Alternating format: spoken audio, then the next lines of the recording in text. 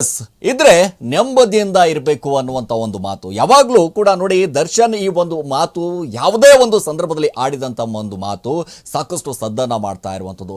ಅಂದರೆ ಡೆವಿಲ್ ಸಿನಿಮಾದ ಒಂದು ಸಾಂಗ್ ರಿಲೀಸ್ ಆಗಬೇಕಾಗಿತ್ತು ಇವತ್ತು 10 ಗಂಟೆಗೆ, ಆದರೆ ಆಗಲಿಲ್ಲ. ಅಂತಂದ್ರೆ ಆ ಸಾಂಗ್ ಕೂಡ ಟೈಟಲ್ ಯಾವ ರೀತಿಯಾಗಿತ್ತು ಅಂತಂದ್ರೆ ಇದ್ರೆ ನೆಮ್ಮದಿಯಿಂದ ಇರಬೇಕು ಅನ್ನುವಂಥ ಮಾತು. ಸೊ ಈ ನೆಮ್ಮದಿನೇ ಒಂದಿಷ್ಟು ದರ್ಶನ್ ಅವರಿಗೆ ಹಾಳು ಮಾಡಿಬಿಡ್ತಾ.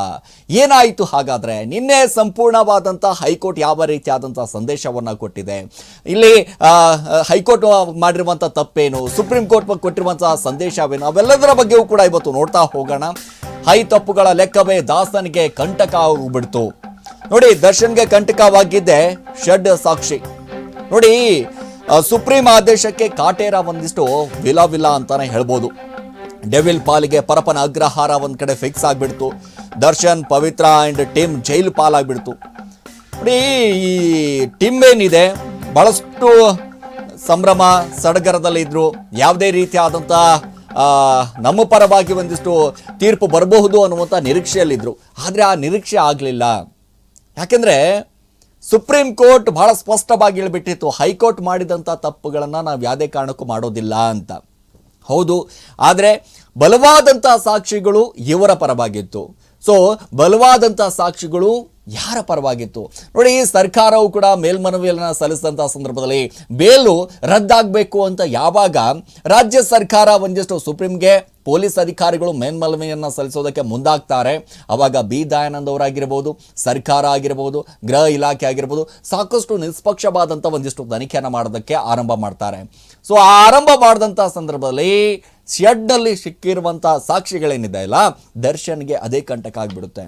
ಒಂದು ಕಡೆ ಬೂಟ್ನಲ್ಲಿ ಸಿಕ್ಕಿರುವಂಥ ಒಂದಿಷ್ಟು ಮಣ್ಣಾಗಿರ್ಬೋದು, ಸ್ಯಾಂಪಲ್ ಆಗಿರ್ಬೋದು, DNA ಮ್ಯಾಚ್ ಆಗಿರ್ಬೋದು, ಎರಡೂ ಕೂಡ ಸಾಮ್ಯತೆ ಇತ್ತು. ಸೊ ಮೊಬೈಲ್ ನೆಟ್ವರ್ಕ್ ಆಗಿರ್ಬೋದು, ಇವೆಲ್ಲವೂ ಕೂಡ ಒಂದಿಷ್ಟು ಪರಿಗಣಿಸಿದಂಥ ಸಂದರ್ಭದಲ್ಲಿ ದರ್ಶನ್ ಕೂಡ ಅಲ್ಲೇ ಇದ್ರು, ಪವಿತ್ರ ಗೌಡ ಕೂಡ ಅಲ್ಲೇ ಇದ್ರು. ಯಾರ್ಯಾರು ಇದ್ರು ಅನ್ನುವಂಥದ್ದು ಅಂದರೆ 17 ಜನ ಏನು ಲಿಸ್ಟ್ ಇತ್ತಲ್ಲ, ಇವರು 17 ಜನರಲ್ಲೂ ಕೂಡ A1 A2 ಆ ಕಡೆ ಒಂದು ಕಡೆ ನಾಗರಾಜ್, ಲಕ್ಷ್ಮಣ್, ಎಲ್ಲರೂ ಕೂಡ ವಿನಯ್, ಪ್ರದೋಷ್ ಇವರೆಲ್ಲರೂ ಕೂಡ ಅದೇ ಸ್ಥಳದಲ್ಲಿ ಇದ್ರು ಅನ್ನುವಂಥ ಲೆಕ್ಕಾಚಾರದಲ್ಲಿ ಒಂದು ಚಾರ್ಜ್ ಶೀಟ್ನಲ್ಲಿ ಉಲ್ಲೇಖ ಆಗುತ್ತೆ. ಸೊ ಈ ವಾದ ವಿವಾದ ಆಗುತ್ತೆ. ಬರೀ ಬೇಲ್ ವಿಚಾರಕ್ಕೆ ಸಂಬಂಧಪಟ್ಟ ಹಾಗೆ ಇಷ್ಟು ವರ್ಷಗಳಾಯಿತು, ಇಲ್ಲಿವರೆಗೂ ಕೂಡ ಬಂದ್ಬಿಟ್ಟಿದೆ. ಇನ್ನು ಟ್ರಯಲ್ ಇನ್ನು ಸೋಮವಾರದಿಂದ ಒಂದಿಷ್ಟು ಆರಂಭ ಕೂಡ ಆಗಬಹುದು ಅನ್ನೋದ್ರ ಬಗ್ಗೆಯೂ ಕೂಡ ಒಂದಿಷ್ಟು ಮಾಹಿತಿ ಇದೆ. ಬಟ್ ಯಾವ ರೀತಿಯಾದಂಥ ಕಾರ್ಯಾಚರಣೆ ಆಯಿತು ನೋಡಿ, ಬೇಲ್ ಒಂದಿಷ್ಟು ರದ್ದತಿ ವಿಚಾರಕ್ಕೆ ಸಂಬಂಧಪಟ್ಟ ಹಾಗೆ ಚರ್ಚೆ ಆದಂಥ ಸಂದರ್ಭದಲ್ಲಿ ನಟ ದರ್ಶನ್ ಆಗಿರ್ಬೋದು, ಪವಿತ್ರ ಗೌಡ ಆಗಿರ್ಬೋದು, ಸಾಕಷ್ಟು ಇಲ್ಲಿ ಬಹಳ ಅಂತಂದರೆ ಬೇರೆ ರಾಜ್ಯದಲ್ಲಿದ್ದಾರೆ, ಅಲ್ಲಿದ್ದಾರೆ, ಇಲ್ಲಿದ್ದಾರೆ ಅನ್ನುವಂಥದ್ದು. ಯಾವಾಗ ಸುಪ್ರೀಂ ಕೋರ್ಟ್ನಿಂದ ಆದೇಶ ಬಂದುಬಿಡುತ್ತೆ, ಕೂಡಲೇ ಇವರನ್ನ ಬಂಧನ ಮಾಡಬೇಕು ಅಂತಂದಾಗ ದರ್ಶನ್ ಕೂಡ ಇಲ್ಲ ತಮಿಳುನಾಡಿನಲ್ಲಿದ್ದಾರೆ, ಮಡಿಕೇರಿಯಲ್ಲಿದ್ದಾರೆ.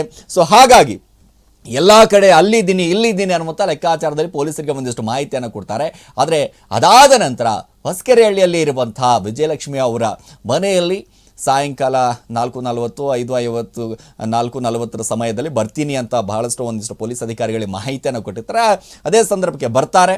ಸೊ ಅಷ್ಟೊತ್ತಿಗೆ ಪವಿತ್ರ ಗೌಡನ್ನ ಕೂಡ ಅರೆಸ್ಟ್ ಮಾಡಿರ್ತಾರೆ. ಇನ್ನು ನಾಗರಾಜ್, ಹಾಗೆ ಲಕ್ಷ್ಮಣು, ಪ್ರದೋಷು, ಇನ್ನು ಅನುಕುಮಾರ್, ಅಂದರೆ ಚಿತ್ರದುರ್ಗದಲ್ಲಿ ಇರುವಂಥ ಅನುಕುಮಾರ್ ಆಗಿರ್ಬೋದು, ಅವ್ರನ್ನ ಕೂಡ ಒಂದಿಷ್ಟು ಅರೆಸ್ಟ್ ಮಾಡುವಂಥ ಕೆಲಸವೂ ಕೂಡ ಆಗುತ್ತೆ. ಅದಾದ ನಂತರ ಭಾಳಷ್ಟು ಬೆಳವಣಿಗೆ ಆಗುತ್ತೆ ರೀ. ಏನಾಯಿತು ಇವತ್ತೆಲ್ಲವೂ ಕೂಡ ಒಂದಿಷ್ಟು ವಿಚಾರಣಾ ದಿನಕ್ಕೆ ID ನಂಬರ್ ಕೂಡ ಕೊಟ್ಟಿದ್ದಾರೆ. ಒಬ್ಬೊಬ್ಬರಿಗೆ ಒಂದೊಂದು ನಂಬರು ಕೂಡ ಬಂದಿದೆ, ಸೀರಿಯಲ್ ನಂಬರು. ರಾತ್ರಿ ಇಡೀ ಒಂದೇ ಬ್ಯಾರಕ್ನಲ್ಲಿ ಇದ್ರೂ ಕೂಡ ಯಾರ ಜೊತೆಗೂ ಕೂಡ ದರ್ಶನ ಮಾತಾಡಲಿಲ್ಲ. ಯಾಕೆ ಅಂತಂದರೆ ಏನು ಕತೆ ಆಗುತ್ತೆ, ಯಾಕೆ ಮಾತಾಡಲಿಲ್ಲ? ಒಂದಿಷ್ಟು ಸರ್ಚ್ ಅವರು ಮುನಿಸ್ಕೊಂಡು ಬಿಟ್ರ ದಾಸನ ಬಗ್ಗೆ. ಉಪ್ಪಿಟ್ಟು ತಿಂದ್ಬಿಟ್ಟು ದಾಸ ಒಂದು ಕಡೆ ಸೈಲೆಂಟ್ ಆಗಿಬಿಟ್ರಂತೆ, ಮಾತಾಡಲಿಲ್ಲ ಅಂತೆ.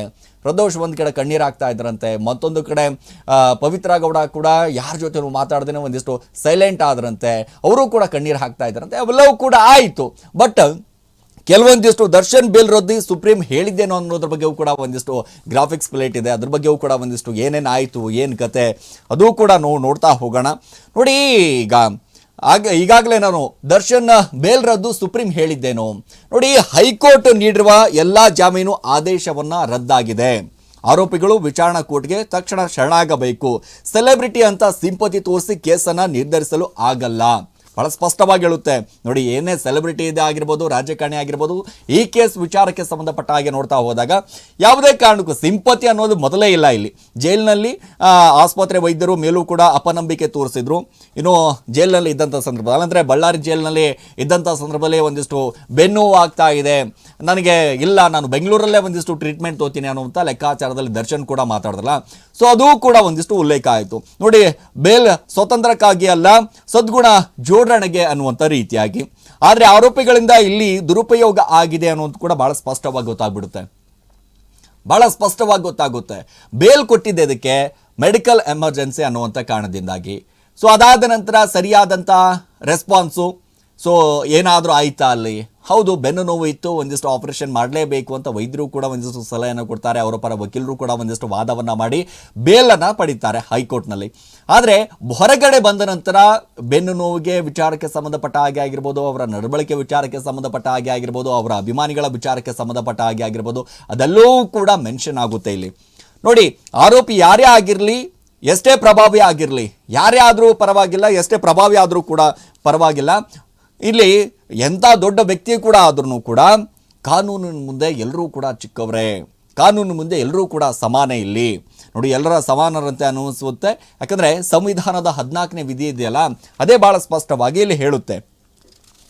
ಸೊ ಈಗ ಸುಪ್ರೀಂ ಹೇಳಿದ್ದ ಹೈ ತಪ್ಪುಗಳು, ಎಸ್, ಯಾಕಂದರೆ ಸುಪ್ರೀಂ ಹೇಳಿದಂಥ ಹೈ ತಪ್ಪುಗಳು ಏನಪ್ಪ ಅಂತಂದರೆ, ಶಸ್ತ್ರಚಿಕಿತ್ಸೆಗೆ ಜಾಮೀನು ಪಡೆದು ಚಿಕಿತ್ಸೆ ಮಾಹಿತಿಯನ್ನು ಒಂದಿಷ್ಟು ಸಲ್ಲಿಸಿರಲಿಲ್ಲ. ನೋಡಿ, ಹೀಗಿದ್ರೂ ಸತ್ಯ ತಿಳಿಯಲು ವೈದ್ಯಕೀಯ ಮಂಡಳಿ ಒಂದಿಷ್ಟು ರಚನೆ ಕೂಡ ಮಾಡ್ತಾರೆ. 6 ವಾರವಾದರೂ ಕೂಡ ಆಪರೇಷನ್ ಆಗಲಿಲ್ಲ ಅಂತ ಒಂದಿಷ್ಟು ಪರಿಗಣಿಸಲಿಲ್ಲ. ನೋಡಿ, ಆದರೂ ಹೈಕೋರ್ಟ್ ಬೇಲ್ ಕೊಟ್ಟಿದ್ದು ಆಕ್ಷೇಪಾರ್ಹ ಆದೇಶ. ನೋಡಿ, ಇವರು ತಂದಿದ್ದಕ್ಕೆ ಬೇಲು ಆಪರೇಷನ್ ಮಾಡೋದಕ್ಕೋಸ್ಕರ ಯಾಕೆ ಮಾಡ್ಕೋಲಿಲ್ಲ, ಅಲ್ಲಿಯೂ ಕೂಡ ಆಕ್ಷೇಪಾರ್ಹ ಎದ್ದು ಕಾಣಿಸುತ್ತೆ. ಸೊ 11/12/2024 ಶಸ್ತ್ರಚಿಕಿತ್ಸೆ ಅಂತ ಹೇಳಿ ಒಂದಿಷ್ಟು BP ಜಾಸ್ತಿ ಆಗಿದೆ ಅಂತ ಒಂದಿಷ್ಟು ಮುಂದೂಡಿಕೆಯನ್ನು ಮಾಡ್ತಾರೆ. ನಿರಂತರ ವಿಳಂಬ, ಅಸ್ಪಷ್ಟ ಸಮರ್ಥನೆಯಿಂದ ದಾರಿ ತಪ್ಪಿಸುವಂಥ ಕೆಲಸವನ್ನು ಮಾಡ್ತಾರೆ ಅಂತ. ಅದೇ ವ್ಯಕ್ತಿ ಸಾರ್ವಜನಿಕ ಸ್ಥಳಗಳಲ್ಲಿ ಅನಾರೋಗ್ಯವಾದಂತೆ ಒಂದಿಷ್ಟು ಕಾಣ್ತಾರೆ. IPC ಸೆಕ್ಷನ್ 362, 364 ಅಡಿಯಲ್ಲಿ ಕೇಸ್ನಲ್ಲೂ ಕೂಡ ಒಂದಿಷ್ಟು ಲೋಪ ಇದೆ, ಎಲ್ಲವೂ ಕೂಡ ಇಲ್ಲಿ ಕಾಣಿಸುತ್ತೆ ಅನ್ನುವಂಥ ರೀತಿಯಾಗಿ. ನೋಡಿ, ಹೈಕೋರ್ಟ್ನ ಆದೇಶ ನ್ಯಾಯಯುತ ಆಡಳಿತಕ್ಕೆ ಬೆದರಿಕೆ ಆಗಿದೆ. ಮತ್ತೊಂದು ಕಡೆ 39 ಬ್ಯಾಹಗಳು, 17 ಮೂಳೆಗಳು ಮುರಿತ, ದುಷ್ಕರ್ಣಕ್ಕೂ ಕೂಡ ಹಾಯ ಆಗಿದೆ ಅನ್ನೋದ್ರ ಬಗ್ಗೆಯೂ ಕೂಡ. ಸೊ ಹಾಗಾಗಿ ಈಗ ವಿದ್ಯುತ್ ಶಾಕ್ ಕೊಟ್ಟಿದ್ದಕ್ಕೂ ಮರಣೋತ್ತರ ವರದಿಯಲ್ಲೂ ಕೂಡ ಇದೆ. ಸೊ ಇವೆಲ್ಲವೂ ಕೂಡ ಅಂದರೆ ಸುಪ್ರೀಂ ಹೇಳಿದಂಥ ಹೈ ತಪ್ಪುಗಳು ಏನು ಒಂದೊಂದಾಗಿ ಉಲ್ಲೇಖವನ್ನು ಮಾಡ್ತಾರೆ. ಸೊ ಹಾಗಾಗಿ ಇದೆಲ್ಲವೂ ಕೂಡ ಕೊಲೆಯ ನೈಜ ಸಾಕ್ಷಿಗಳಾಗಿರುತ್ತೆ. ಆದರೂ ಬೇಲ್ ಕೊಟ್ಟಿದ್ದಾರೆ. ಇದು ಹೈಕೋರ್ಟ್ ವಿಕೃತ ನ್ಯಾಯ ಸಮ್ಮತವಲ್ಲದ ಆದೇಶವನ್ನು ಕೊಟ್ಟಿದೆ. ನೋಡಿ, ಬೇರೆ ಆರೋಪಿಗಳ ಖುಲಾಸೆಯು ವೇದಿಕೆ ಸಿದ್ಧವಾಗಿಸ್ತಾ ಇದೆ. ಇದು ಕಾನೂನು ವಿರುದ್ಧ, ಇದಕ್ಕೆ ನಾವು ಅವಕಾಶವನ್ನು ಕೊಡೋದಿಲ್ಲ ಅಂತ ಭಾಳ ಸ್ಪಷ್ಟವಾಗಿ ಉಲ್ಲೇಖವನ್ನು ಮಾಡ್ತಾರೆ. ಸೊ ಹಾಗಾಗಿ ಅಂದರೆ ಸುಪ್ರೀಂ ಹೇಳಿದಂಥ ಏನು ಹೈ ತಪ್ಪಿದೆಯಲ್ಲ, ಹೈಕೋರ್ಟ್ ಯಾವ ರೀತಿಯಾಗಿ ಬೇಲ್ ಕೊಡ್ತು, ಯಾಕೆ ಕೊಡ್ತು, ಏನು ಕತೆ. ನೋಡಿ, ಇಷ್ಟೆಲ್ಲ ಸಾಕ್ಷಿಗಳು ಇದ್ದರೂ ಕೂಡ ಒಂದಿಷ್ಟು ಹೇಗೆ ಬೇಲ್ ಕೊಡ್ತು, ಸಾಕ್ಷಿಗಳು ಹೊರಗಡೆ ಬಂದ ನಂತರ ನಾಶ ಆಗಬಹುದಲ್ಲ, ಸಾಕ್ಷಿದಾರ ಜೊತೆ ಒಂದಿಷ್ಟು ದರ್ಶನ್ ತಿರುಗಿದ್ದು ಕೂಡ ಇಲ್ಲಿ ಮುಳುವಾಗಿಬಿಡುತ್ತೆ. ಯಾರ್ಯಾರು 164 ಹೇಳಿಕೆ ಕೊಟ್ಟಂಥ ಚಿಕ್ಕಣ್ಣ ಅವರಾಗಿರ್ಬೋದು, ಮತ್ತೊಂದು ಕಡೆ ಬೇರೆ ಬೇರೆ ನಾಗರಾಜ್ ಆಗಿರ್ಬೋದು, ಲಕ್ಷ್ಮಣ ಜೊತೆ ಆಗಿರ್ಬೋದು, ಎಲ್ಲವೂ ಕೂಡ ಗುರುತಿಸಿಕೊಂಡಂಥ ಸಂದರ್ಭದಲ್ಲಿ ಎಲ್ಲಿ ಇವರು ಸಾಕ್ಷಿಗಳನ್ನು ನಾಶ ಆಗಬಹುದು ಅನ್ನುವಂಥ ಕಾರಣದಿಂದ ಇದೂ ಕೂಡ ಅಂದರೆ ಇಲ್ಲಿ ಕೋರ್ಟ್ ಏನು ಅಂತಂದರೆ ದರ್ಶನ್ ಅವರ ನಡವಳಿಕೆ ವಿಚಾರಕ್ಕೆ ಸಂಬಂಧಪಟ್ಟ ಹಾಗೆ ಆಗಿರ್ಬೋದು, ರಾಜ್ಯಾತೀತ ವಿಚಾರಕ್ಕೆ ಸಂಬಂಧಪಟ್ಟ ಹಾಗೆ ಆಗಿರ್ಬೋದು, ಅಂದರೆ ಹೈಕೋರ್ಟ್ನ ಕೊಟ್ಟಿರುವಂಥ ಬೇಲ್ ವಿಚಾರಕ್ಕೆ ಮಾತಾಡಿದಂಥ ಸಂದರ್ಭದಲ್ಲಿ ಪರಪರಾಗ್ರಹಾರದಲ್ಲಿ ರಾಜ್ಯಾತೀತ ಇತ್ತಲ್ಲ, ಒಂದು ಕೈಯಲ್ಲಿ ಸಿಗರೇಟು, ಒಂದು ಕೈಯಲ್ಲಿ ಮಗ್ಗು, ಐಷಾರಾಮಿಯ ರೀತಿಯಾಗಿ ಒಂದಿಷ್ಟು ಕೂತ್ಕೊಂಡಿದ್ರಲ್ಲ, ಅದೂ ಕೂಡ ಪ್ರಶ್ನೆಯನ್ನು ಮಾಡ್ತಾರೆ. ಇನ್ನು ದರ್ಶನ್ ಕೇಸ್ ಇದೆಯಲ್ಲ, ದೇಶಕ್ಕೆ ಒಂದು ರೀತಿಯಾದಂಥ ಸಂದೇಶ. ನೋಡಿ, ದರ್ಶನ್ ಕೇಸ್